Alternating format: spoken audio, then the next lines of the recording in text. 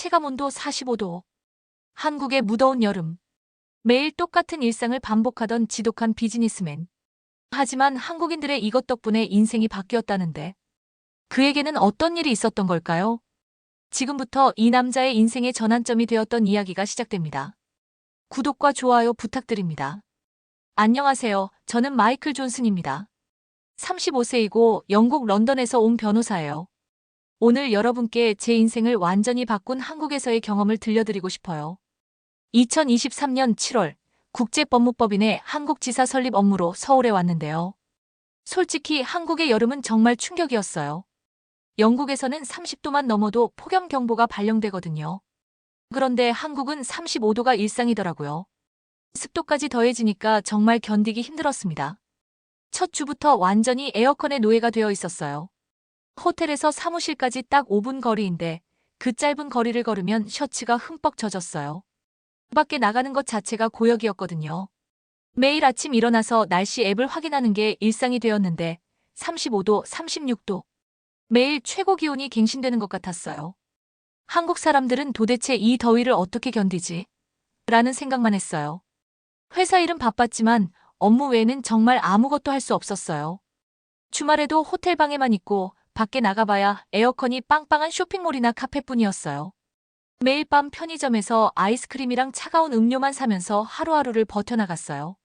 3개월째 되는 날 정말 지쳤어요. 런던의 시원한 여름이 그리웠고 빨리 출장 끝나고 영국으로 돌아가고 싶다는 생각뿐이었어요. 한국의 여름은 그야말로 지옥 같았거든요. 그런 어느 날 밤 또 편의점에서 아이스크림을 사려고 가던 중이었어요. 정말 지쳐 보이는 제 모습을 본 한 영국인이 말을 걸어왔어요. 힘들어 보이시네요. 괜찮으세요? 톰이라는 이름의 영어 교사였는데 한국에서 3년째 살고 있다고 하더라고요. 제가 변호사이고 일만 하다가 곧 영국으로 돌아갈 예정이라고 하니까 톰이 정말 안타까워하는 표정을 짓더라고요. 그건 너무 아깝잖아요. 진짜 한국 여름을 모르고 가시는 거예요. 저는 이보다 더 지옥이 어디 있어요? 라고 되물었죠. 그런데 톰이 웃으면서 이렇게 말하는 거예요. 내일 제 한국 친구들과 계곡에 가는데 같이 가실래요? 한국 사람들이 여름을 보내는 진짜 방법을 보여드릴게요. 계곡이라. 정말 궁금했어요. 설마 이 35도 폭염이 어떻게 달라질 수 있겠어요? 하지만 호기심에 동의했습니다.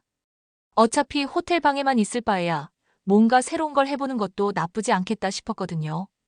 그때는 몰랐어요. 그 결정이 제 인생을 완전히 바꿀 줄은. 다음 날 아침 6시. 벌써 온도계는 28도를 가리키고 있었어요. 오늘도 지옥 같은 하루가 시작되는구나 생각하면서 편의점 앞으로 나갔는데 톰과 함께 온 한국 친구들을 보고 정말 놀랐어요. 수진, 민수, 지영, 태우. 모두 20대 후반의 젊은 직장인들이었는데 이른 시간임에도 불구하고 너무 밝고 활기찼어요. 그리고 무엇보다 놀라웠던 건 이 더운 날씨에도 전혀 힘들어하지 않는 모습이었어요. 수진이 신기해하면서 진짜 변호사냐고 물어봤고 민수는 런던에서 왔다며 멋있다고 반겼어요. 지영은 톰이 친구를 데려온다더니 이렇게 멋진 분일 줄 몰랐다며 웃었고요. 정말 따뜻하게 환영해 주더라고요. 처음 만나는 외국인인데도 전혀 어색해하지 않고 마치 오래된 친구를 만나는 것처럼 자연스럽게 대해줬어요. 차를 타고 가면서 친구들이 계속 설명해 주었어요. 계곡은 완전 다른 세상이고 서울과는 아예 다르다고, 거기 가면 더위가 뭔지도 모르게 된다고, 진짜 한국 여름을 제대로 보여주겠다고 하더라고요. 솔직히 반신반의했어요.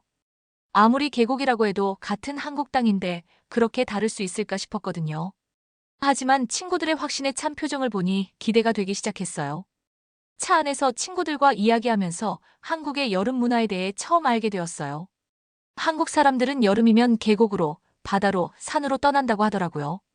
에어컨만 틀고 실내에만 있는 게 아니라 오히려 자연으로 나가서 더위를 피하고 즐긴다는 거예요.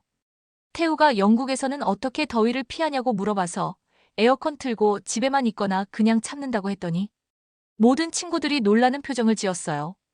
영국은 이렇게 덥지 않다고 설명해 주니까 오늘 완전 깜짝 놀랄 거라고 하더라고요. 2시간 정도 달리는 동안 창밖 풍경이 점점 바뀌기 시작했어요. 회색빛 도시에서 점점 초록빛이 많아지더니 나중에는 온통 산과 나무들 뿐이었어요. 그런데 신기한 게 차 안 온도도 조금씩 시원해지는 것 같았어요. 수진이 거의 다 왔다고 흥미진진한 표정으로 말했고 민수는 준비됐냐며 진짜 한국 여름을 보여주겠다고 웃으면서 덧붙였어요.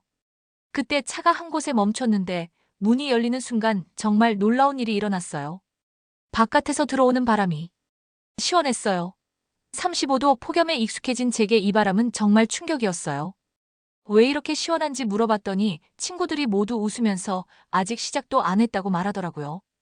차에서 내리는 순간 저는 정말 다른 세상에 온 것 같았어요. 같은 한국 땅인데 어떻게 이렇게 다를 수 있는 거죠? 서울의 35도 폭염이 정말 거짓말처럼 느껴졌어요. 이게 정말 같은 나라인지 놀라서 물어봤더니 친구들이 제 표정을 보면서 박수를 쳤어요. 이제 시작이고 진짜는 계곡에서 볼 거라고 하더라고요. 그때부터 제 한국 여름에 대한 모든 편견이 무너지기 시작했어요. 계곡 입구에서 조금 더 걸어 들어가니까 정말 믿을 수 없는 일이 일어났습니다. 서울에서 느꼈던 그 숨막히는 더위가 완전히 사라진 거예요. 체감 온도가 정말 10도는 떨어진 것 같았어요. 계곡에서 올라오는 바람이 얼마나 시원한지 마치 자연이 만든 거대한 에어컨 같았어요. 물소리만 들어도 시원해지는 느낌이었거든요. 3개월 동안 호텔 에어컨에만 의존했던 제가 정말 바보 같더라고요. 친구들이 일단 텐트부터 치자고 하면서 큰 텐트를 꺼냈습니다. 처음엔 어떻게 도와야 할지 몰라서 어리둥절했는데 친구들이 하나하나 가르쳐주면서 같이 텐트를 쳤어요. 텐트 치는 것도 신기했지만 그보다 더 놀라웠던 건 이 모든 과정이 전혀 덥지 않다는 거였습니다. 런던에서는 여름에 텐트 치는 일이 상상도 못할 정도로 더운 일인데 여기서는 오히려 시원하더라고요. 톰이 옆에서 웃으면서 말했습니다.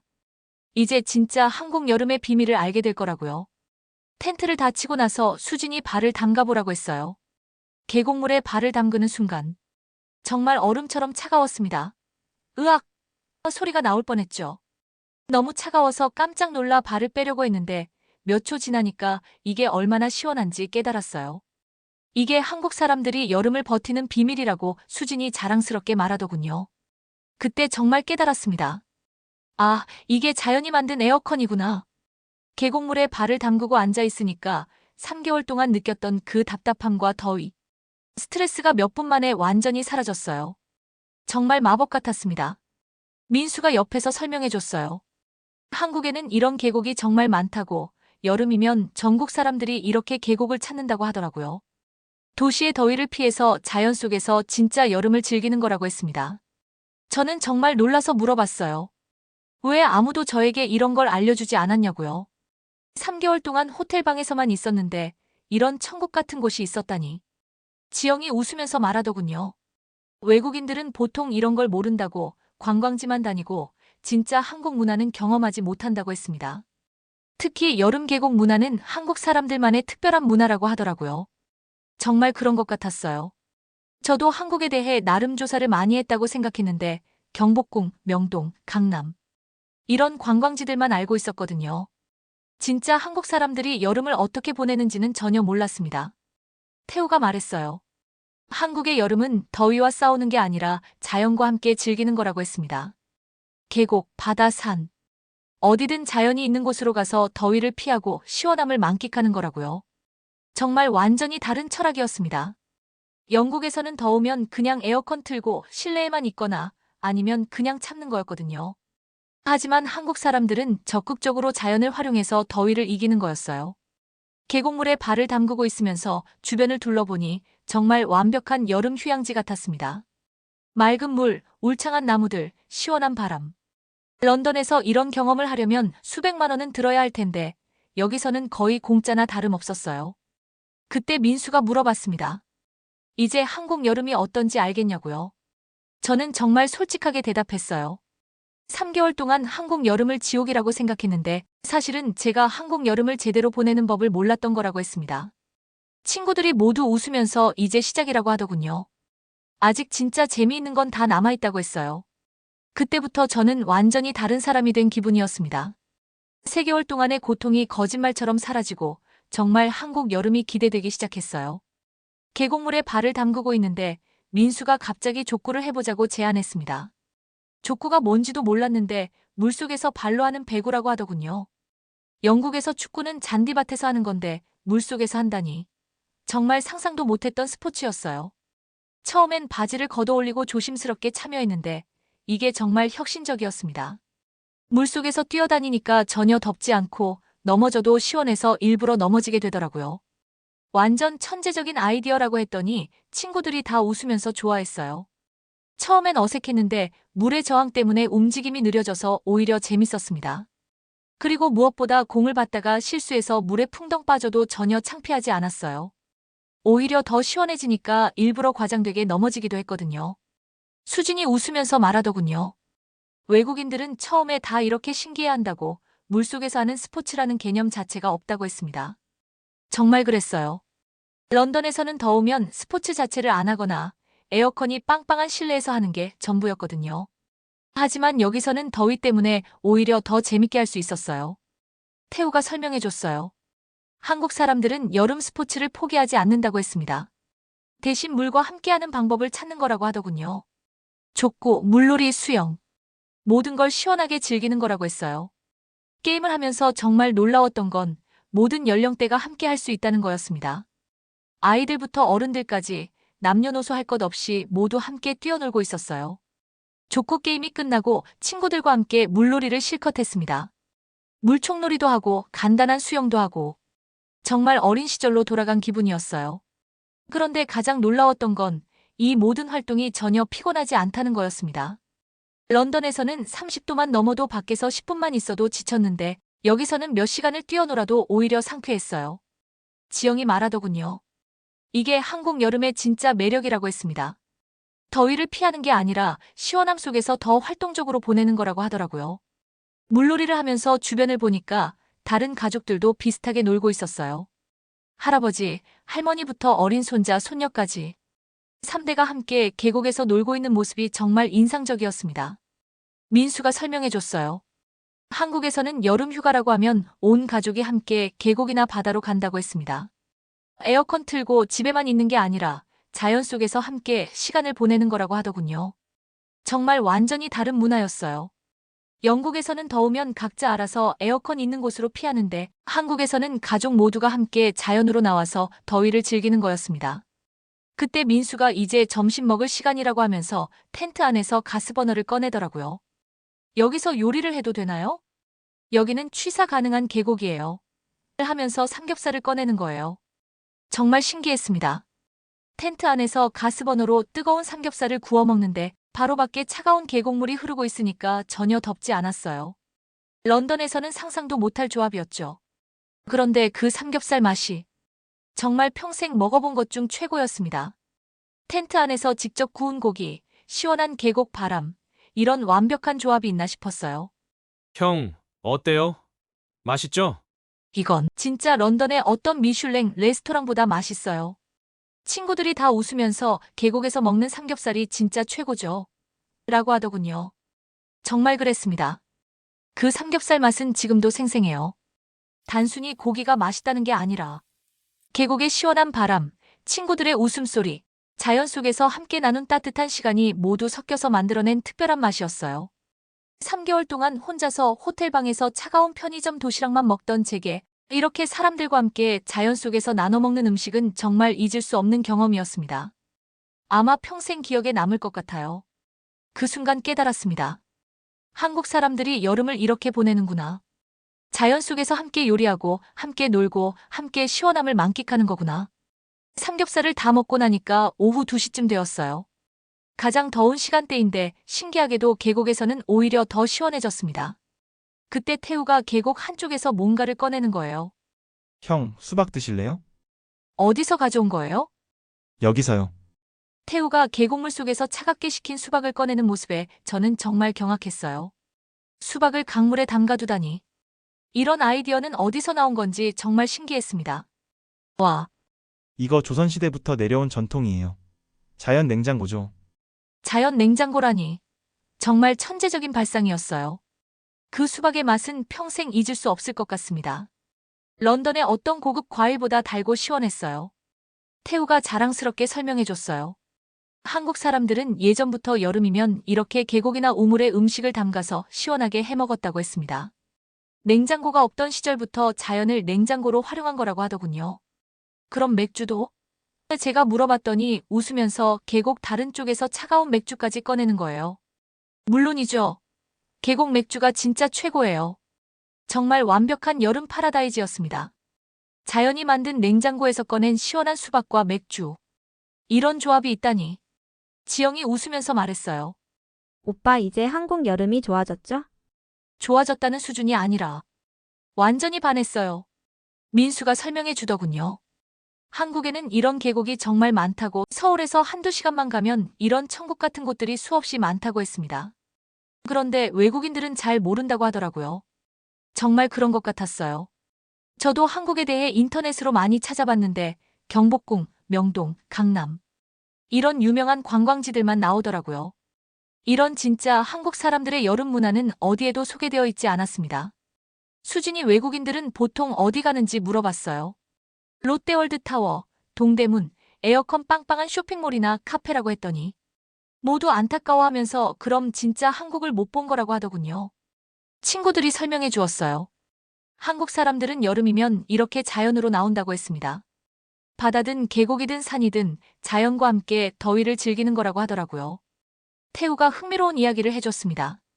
한국의 여름 문화는 정말 독특하다고 했어요.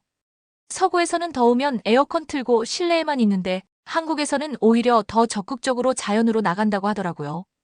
지영이 계속 설명해 주는데 계곡만 있는 게 아니라 바다도 있고 산속 계곡도 있고 폭포도 있다면서 정말 한국 전체가 여름 놀이터 같다고 했어요.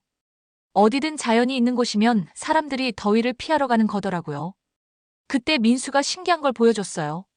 스마트폰으로 계곡 수온을 재는 앱이 있다는 거예요. 지금 수온이 18도인데 서울은 35도라고 하더군요. 18도라니 17도 차이가 나는 거였어요. 같은 나라, 같은 시간인데 이렇게 다를 수가 있다니 정말 신기했습니다. 수진이 웃으면서 말했어요. 그래서 한국 사람들이 여름만 되면 계곡으로 몰린다고, 서울 사람들에게 계곡은 여름의 구원자 같은 존재라고 하더군요. 계곡물에 식힌 수박을 먹으면서 주변을 보니까 정말 많은 가족들이 와 있었어요. 할머니, 할아버지부터 어린 아이들까지 모든 연령대가 함께 여름을 즐기고 있었습니다. 이거 거의 공짜나 다름없다고 놀라서 말했더니 친구들이 웃으면서 맞다고, 그래서 더 좋은 거라고 했어요. 돈 많이 안 들이고도 최고의 여름을 보낼 수 있다고 하더군요. 런던에서 이런 경험을 하려면 정말 수백만 원은 들어야 할 텐데 여기서는 거의 무료로 이런 천국을 경험할 수 있다니. 정말 놀라웠습니다. 오후 5시쯤 갑자기 하늘이 어두워지더니 비가 내리기 시작했습니다. 영국에서 비는 춥고 습한 불청객인데 여기서는 어떨까 걱정이 되었어요. 그런데 모든 사람들이 기뻐하는 거예요. 우와, 비 온다. 더 시원해진다. 정말 신기했습니다. 영국에서는 비가 오면 모두 우울해하는데 여기서는 환호성이 들렸거든요. 큰 텐트 안으로 들어가니 정말 놀라웠어요. 계곡 근처라 그런지 바깥의 계곡 물소리와 빗소리가 어우러져서 자연 ASMR 같았습니다. 전혀 답답하지 않았어요. 태우가 카드를 꺼내면서 이럴 때는 고스톱이라고 했습니다. 한국 전통 카드 게임을 배웠는데 룰이 복잡했지만 친구들이 친절하게 가르쳐줬어요. 처음엔 정말 어려웠습니다. 언제 내야 하는지, 어떤 카드를 모아야 하는지.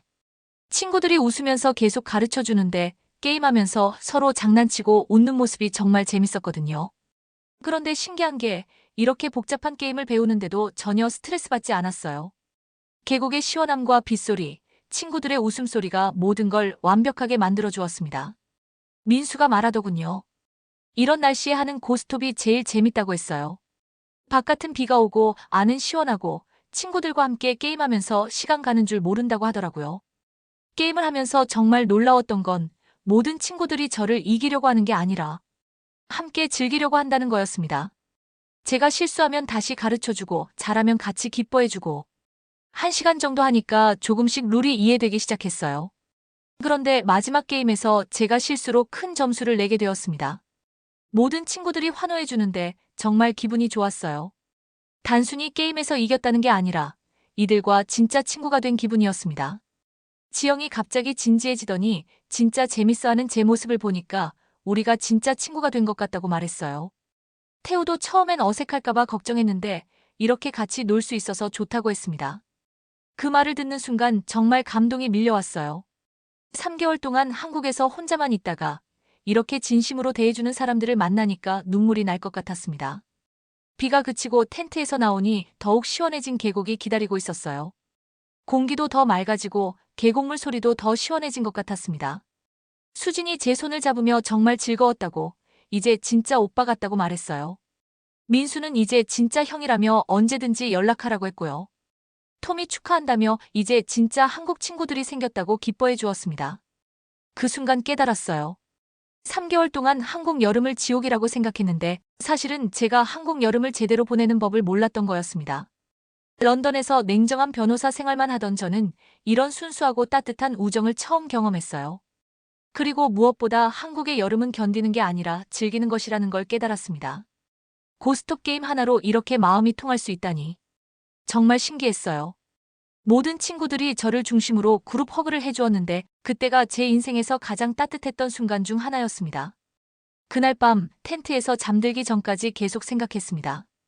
오늘 하루 동안 경험한 모든 것들이 정말 꿈 같았거든요. 아침까지만 해도 한국 여름을 저주하고 있었는데 이제는 완전히 다른 사람이 된 기분이었어요. 새벽에 일어나서 계곡 소리를 들으며 깨달았습니다. 제가 3개월 동안 한국에서 경험한 건 진짜 한국이 아니었다는 걸요. 호텔과 사무실, 쇼핑몰, 에어컨이 있는 인공적인 공간에서만 살았으니까 한국의 진짜 모습을 볼 수가 없었던 거죠. 아침에 일어나니 친구들이 이미 아침 준비를 하고 있었어요. 계곡물에 세수를 하고 간단한 아침을 먹으면서 어제 있었던 일들을 다시 이야기했습니다. 민수가 물어보더군요. 어제 하루가 어땠는지 말이죠. 저는 정말 솔직하게 답했습니다. 평생 잊을 수 없는 하루였다고, 한국에 대한 제 생각이 완전히 바뀌었다고 했어요. 3개월 동안 한국 여름을 지옥이라고 생각했는데 사실은 제가 한국 여름을 제대로 보내는 법을 몰랐던 거라고 털어놓았습니다.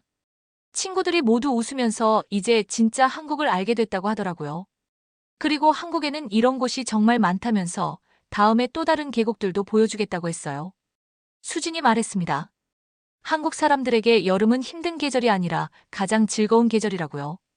가족, 친구들과 함께 자연으로 나가서 더위도 피하고 추억도 만드는 특별한 시간이라고 했어요. 정말 그런 것 같았습니다. 어제 계곡에서 본 모든 사람들의 표정이 너무 행복해 보였거든요. 아이부터 할머니, 할아버지까지. 모든 연령대가 함께 웃고 즐기는 모습이 정말 인상적이었어요. 톰이 설명해 줬습니다. 본인도 처음 한국에 왔을 때는 여름이 너무 힘들었다고 했어요. 하지만 한국 친구들이 이런 곳들을 알려주면서 완전히 달라졌다고 하더라고요. 이제는 오히려 한국 여름이 영국 여름보다 훨씬 재밌다고 했습니다. 그때 깨달았어요. 문화라는 게 단순히 관광지나 음식만이 아니라 사람들이 어떻게 살아가는지, 어떻게 계절을 보내는지까지 포함하는 거구나. 계곡을 떠나면서 마지막으로 계곡물에 발을 담갔습니다. 어제 처음 발을 담갔을 때의 그 놀라움이 아직도 생생했어요. 18도의 계곡물과 35도의 서울. 같은 나라에서 이런 차이가 날 수 있다니 정말 신기했습니다. 차를 타고 서울로 돌아가는 길에 창밖 풍경을 보며 생각했어요. 이제 서울의 더위도 다르게 느껴질 것 같다고요. 계곡이 있다는 걸 아니까 한국 여름이 절망적이지 않고 희망적으로 보이기 시작했어요. 친구들이 말했습니다. 다음 주말에도 다른 계곡에 가자고, 그 다음에는 바다도 가자고 했어요. 한국에는 여름을 즐길 수 있는 곳이 정말 많다고 하더라고요. 그 순간 결심했습니다. 런던으로 돌아가지 말고 한국에 더 머물러야겠다고요.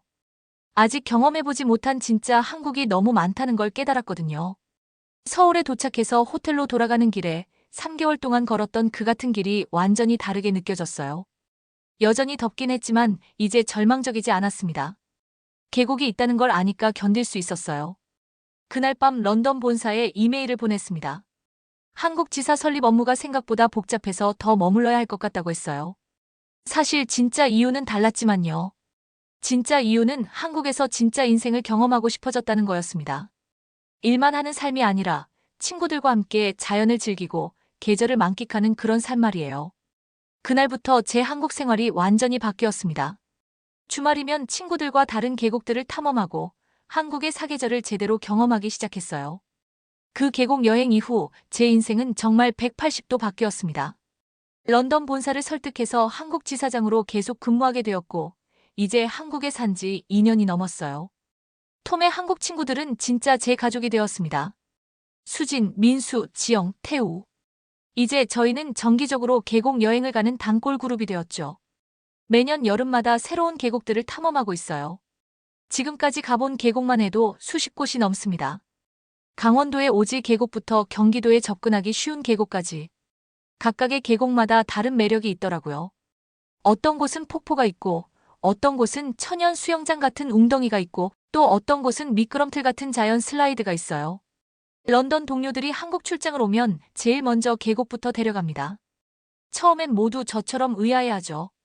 마이클, 우리 비즈니스 미팅하러 온 건데 왜 산으로 가는 거야?